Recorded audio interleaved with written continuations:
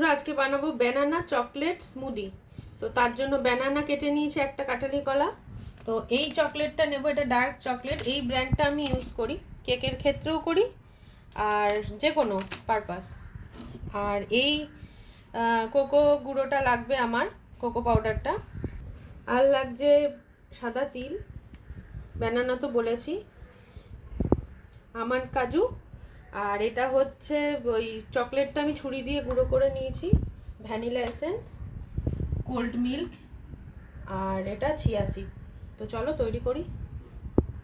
কলাটা নিয়ে নিলাম, আমন্ড কাজু নিয়ে নিলাম যেটা আধ ঘন্টা আগে ভিজিয়ে রেখেছিলাম, সাদা তিল নিয়ে নিলাম,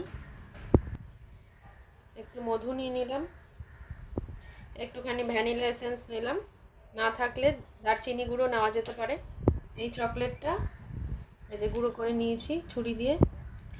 আর নেব একটু কোকো পাউডার, এর মধ্যে একটু সুগার ফ্রি নিলাম কারণ এটা তিতকুটে ভাব বেশি আসবে। আর দিয়ে দিলাম ঠান্ডা দুধটা। তো এটা আমি ব্লেন্ড করে আসছি।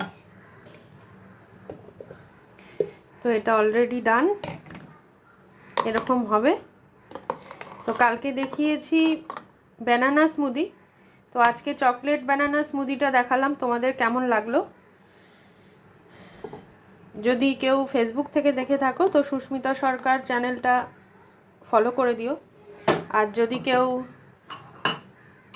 ইউটিউব থেকে দেখে থাকো মাই ওন স্কাই,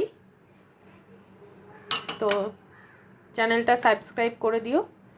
তো এটার মধ্যে আমি চিয়া সিড মিশিয়ে রাখলাম, এটা এখন আমার খাওয়ার জন্য তৈরি। তো তোমাদের কেমন লাগলো বলো। আর হ্যাঁ, যে কোনো ড্রাই ফ্রুটসই দিতে পারো, পেস্তা আরও যেসব আছে। তো আজকের মতো টাটা।